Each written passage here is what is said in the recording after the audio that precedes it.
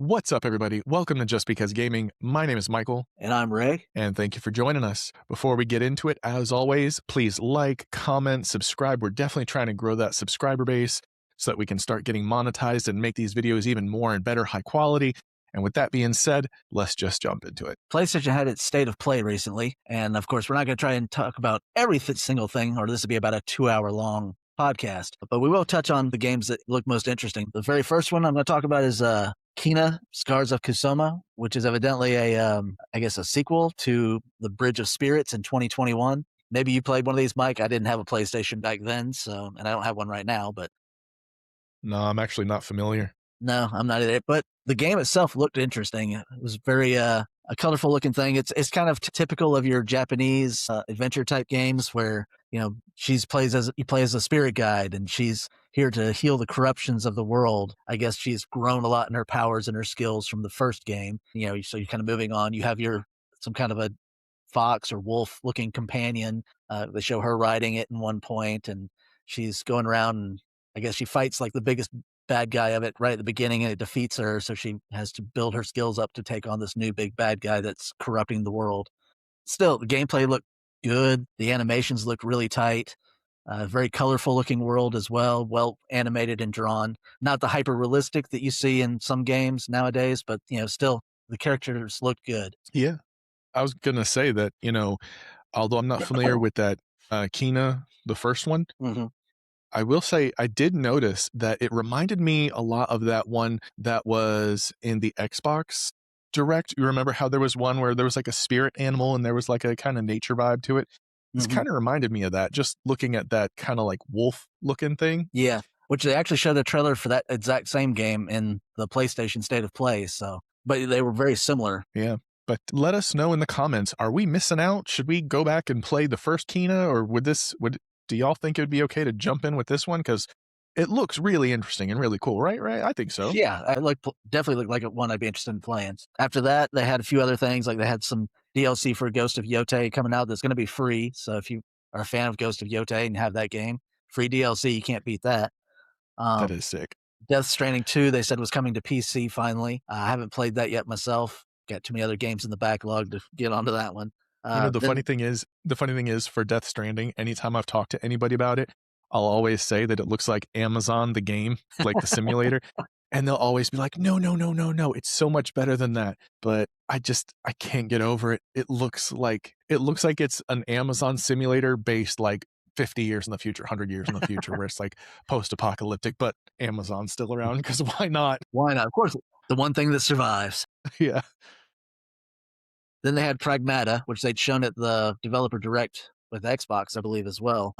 It's a science fiction. You've got a little android girl. You're kind of escorting her through the world. It looks kind of linear in its gameplay, and not the big open world that you normally see. But the gameplay looks good. This is another one of those ones that's more hyper realistic looking graphics. I mean, it looks really sharp in the trailers. And they're supposed to have a demo coming out, or should be out right now, on Xbox, on PlayStation. I don't know if it's coming to the Switch or anything, or if the demo is available on PC or not, but it's coming to all three of those for sure. I don't know about Switch. I haven't seen that mentioned. But yeah, it's definitely one that looks like it's worth checking out. After that, one that I'm really looking forward to, because I like the Resident Evil series, is Resident Evil 9 Requiem. This one, it's got that same, the Biohazard first-person view. You get to play as Leon, and I don't remember the girl's name in it, but she's one of the researchers, I guess, that worked on the T-virus. And so you switch between gameplay with Leon, who's a badass, going through and shooting and killing everything, and her that's using more of a stealth approach because, she's weaker and doesn't have the weapons and ammo and all this that he has. Story-wise, it looks like it's going to be really well done, just like the last two have been. I don't know. What do you think, Mike? Yeah, no, I've been a fan of the Resident Evil series, but I don't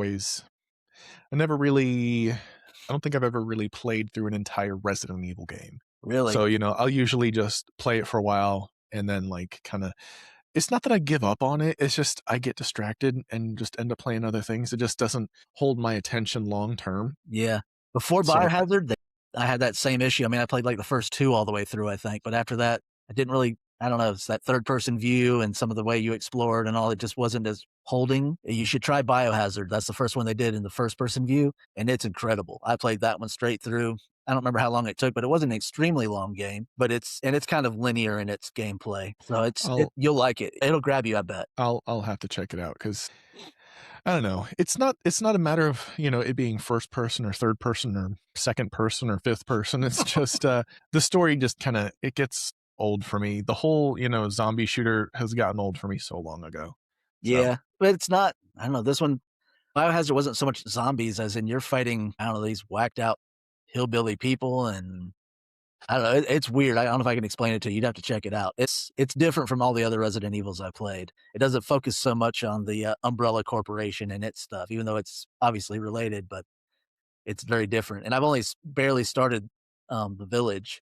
And that one's got, I think it's vampires and everything else in it too. So we'll see how that one goes. okay. Well, yeah, I'll check it out. I don't know. I don't know. Like I said, I get when it comes to the Resident Evil games, I get really tired of them after a while. Yeah. Like I think I forget which Resident Evil it was, and please for y'all, feel free to comment below which Resident Evil game I'm specifically talking about and failing to remember.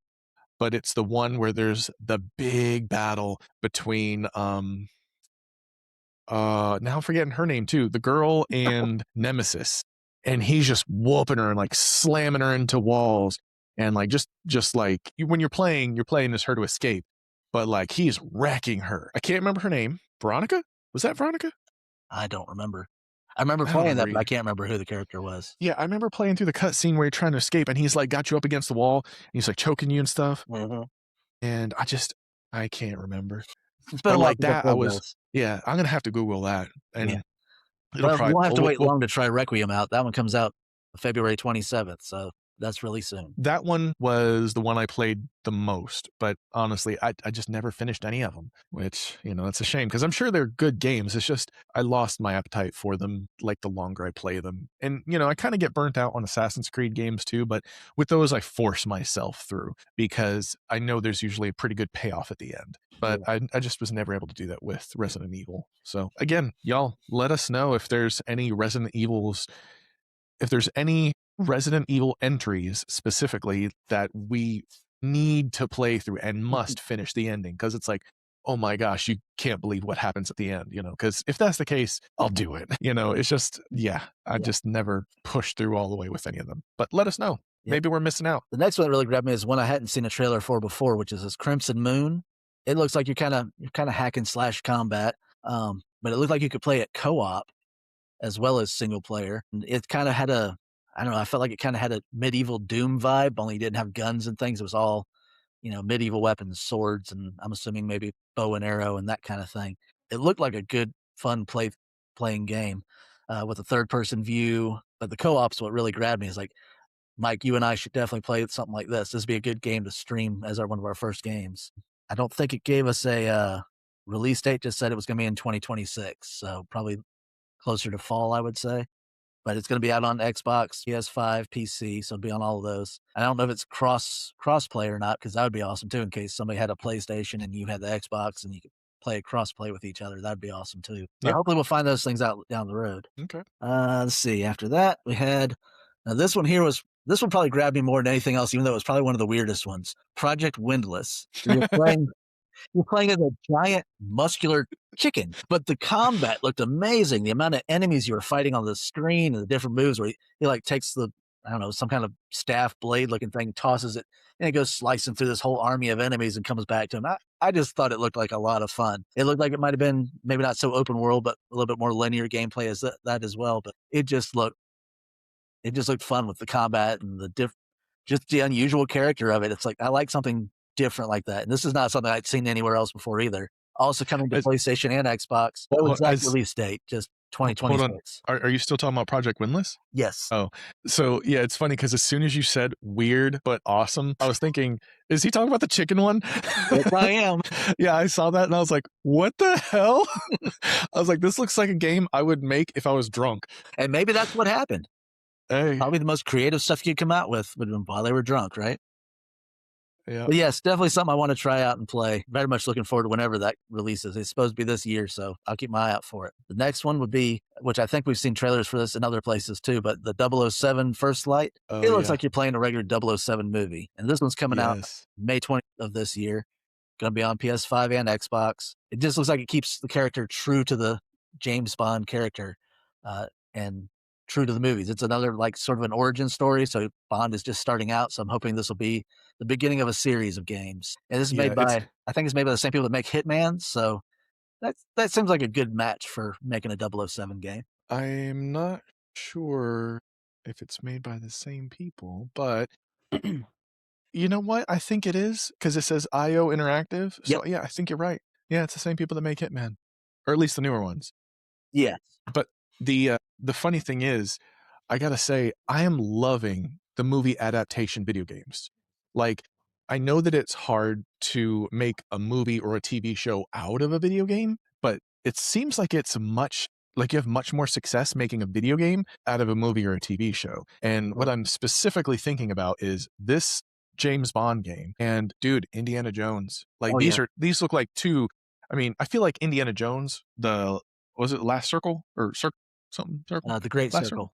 Great Circle. Yeah. I feel like that one was a home run. And I feel like this one, this 007 First Light, I feel like that's going to be a home run too. Plus, I will say that when PlayStation makes games, they focus so heavily on the graphics and the story. Sometimes the gameplay is a little weak, but it's usually got a great story and a great graphics. Looking at you, Uncharted, especially the first ones. The first ones, the story was, but as they did more and more, the story just chef's kiss. But yeah, I think this is going to be another home run, and I love these movie and TV show adaptations that just become just amazing. I can't wait to see, what comes next. Oh yeah. Well, but speaking of games made from a series or a movie, they have had a trailer for John Wick. That just lends itself so well to being made into a video game. That it seems like Dude, an yeah. obvious choice. And from I mean, it's early on. I'm pretty sure they don't even. I don't even think they gave a year or date of any kind as for when this will be released. I'm thinking hopefully early 27, probably more like late 27, maybe even 28, depending on how far into development they already are. But most of what they showed wasn't gameplay footage, I don't believe. It was mostly just cutscene and that kind of thing, but it looked really good.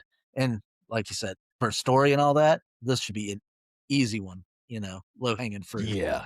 Yeah. I guess I'm back. And I think Yeah. this No, takes place before the movies. I think they said something about that. I'm not 100% sure if I remember that right, but I'm thinking that's where it falls in. I'm not sure. I don't know. When I was looking at it, it just says, an unseen chapter of his life. So I don't Yeah. know when that is. Yeah, to what you were saying, yeah, John Wick lends itself to a video game so easily because it is like anytime you think of a first person shooter, you just think of someone with like guns and infinite ammo just going nuts, like being an unstoppable killing machine. Like you think in Master Chief or Marcus from the Gears of War. You're just thinking, or like the Doom guy, Yeah. or Duke Nukem. You're just thinking killing machine, bullet sponge, infinite ammo type stuff. And that's John Wick. So, I mean, yeah, this is going to be perfect. I'm so excited about Absolutely. But other than they're supposed to have a God of War trilogy coming out, which not a new trilogy, but they're redoing the old games. So that looked like it'd be interesting. They had, for anyone who hasn't played the God of War, this is supposed to be a remake. So as long as they don't change things too much and just improve on what they already had, I think they'll do really well with this. Kind of smooth things out and improve the gameplay a little bit. Or if they try to modernize it too much, that might lose some of the fan base, I think, on God of War. But yeah, that's about the only other things that really grabbed me out of this PlayStation State of Play. Anything that caught you, Mike, that you might want to mention? So one thing that I did notice is yes, that God of War trilogy, and the first thing that came to my mind is if they're going to keep some of the mini games, because I don't know if you were aware of this, Ray, but the world was a much different place when the original God of War games came out. And so in the original, I know it's God of War 1. I think it's in God of War 2, but one of the ways during a cutscene that you can regain your health is by having relations with women. So they don't show everything, but it's like a quick time event thing. So you're like trying to press buttons at the right time for, motion in the ocean type stuff. And you hear the female sounds when you press the buttons at the right time. And it's like, dude, I don't know if this would fly today, but if they're doing a legit remake where, it's everything just in HD, I mean, it's fine. I'd still play it and I'd still love it. And, I just wouldn't have my kids around to see that scene, those, health regeneration scenes. But, you know, it's a super fun game. I love, Sure. swinging them daggers with chains and stuff. And, yeah, it's a super, super fun game, the whole trilogy. And I'm actually really excited about this because I've had the God of War trilogy, like the old ones, on my PS5, like on my backlog for so long. And so now that they're redoing it, and I'm assuming that it's going to keep the story and just like updo the graphics and maybe smooth out some of the gameplay so that it's much smoother. Well, it's not it's a remake, not a remaster. So they're basically building the game from the ground up. Hopefully, like you said, they'll keep the story, but a lot of mechanics may change in this and get a little more modernized at least. Yeah, I mean, if they did cut out some of those more mature scenes, I mean, I wouldn't be mad, but that's kind of what made it so unique is that I mean, I would it be mad because you're changing the original viewpoint of the artist of who made the game. So you should leave that alone. yeah, and And then maybe honestly, don't that make it was quick time events. You could modernize that somehow, maybe. yeah, yeah, and I mean, what they could do with that is just, for that, they could just make it, an HD version of that part because you don't really need to retell the, lovemaking scenes, but yeah, it'd be cool because, like, that was part of the Edginess. edginess to the game is that it was super like, it was kinda over the top everything, over the top violent, over the top aggressive, over the top, a little sexual in those scenes, but, it was just aggressive, and that's what made it unique, Well, but he's the god of war, so it kind of makes sense. yeah, and I mean, plus, I mean, in those stories of like, hell, anything, Greek mythology, Norse mythology, there's a lot of like sexuality in them. So, I Yes, there mean, is. Yeah. yeah, the my favorite story out of that is about how Zeus made love to a woman while he was in the shape of a goose or swan, one of those. Something like that. Yeah. There's, like you said, there's a lot of weirdness in the mythologies. But that's pretty much all I have for the state of play. I mean, there was quite a few other games shown. It was a good long show, but those were the ones that really stuck out to me. If you have a favorite that we didn't mention it in the comments and, we'll take a look at it and maybe we'll talk about it in another episode and like, subscribe and let us know what you think. And we'll see you next time. Later. Peace.